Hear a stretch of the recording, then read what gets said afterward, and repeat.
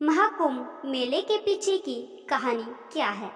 कुंभ मेले में जाने से पहले जान लीजिए इसका महत्व। महाकुंभ 2025 प्रयागराज में पूरे 12 वर्षों बाद महाकुंभ लग रहा है, जिसका शुभारंभ 13 जनवरी से होगा। ऐसे में यह जान लीजिए कि महाकुंभ मनाने के पीछे की पुरानी कथा क्या है और इसका क्या महत्व है। पूरे 12 वर्ष के बाद महाकुंभ मेले का आयोजन किया जाता है। महाकुंभ सबसे बड़ा और प्रमुख धार्मिक अनुष्ठान माना जाता है। कुंभ मेला में लाखों करोड़ों की संख्या में श्रद्धालु आते हैं। कहते हैं कि जो भी व्यक्ति कुंभ स्नान कर लेता है उसके सभी पाप मिट जाते हैं। इतना ही नहीं, उसकी सभी मनोकामनाएं भी पूरी हो जाती है। महाकुंभ दौरान विशेष पूजा अर्चना, यज्ञ और अन्य धार्मिक अनुष्ठान आयोजित किए जाते हैं।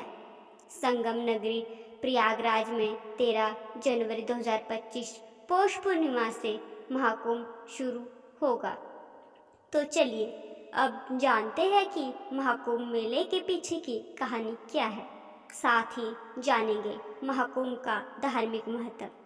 महाकुंभ से जुड़ी पुरानी कथा के अनुसार जब देवताओं और असुरों के बीच समुद्र मंथन हुआ था, तब समुद्र मंथन के दौरान भगवान धन्वंतरी अमृत कुंभ यानी कलश लेकर प्रकट हुए। देवताओं के संकेत पर इंद्रपुत्र जयंत अमृत से भरा कलश लेकर भागने लगे और असुर जयंत के पीछे भागने लगे। अमृत कलश की प्राप्ति के लिए देवता और दैत्यों के बीच 12 दिन तक भयंकर युद्ध हुआ।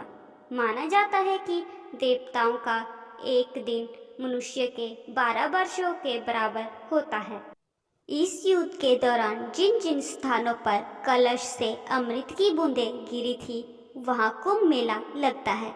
अमृत की बूंदें इन 4 जगहों पर गिरी थी: प्रयागराज, हरिद्वार, उज्जैन और नासिक।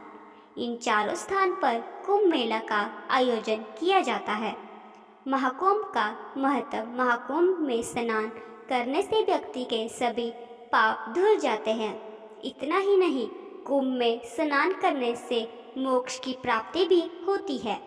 इसके अलावा कुंभ मेला आध्यात्मिक ज्ञान, सांस्कृतिक आदान प्रदान और सामाजिक का भी प्रतीक माना जाता है।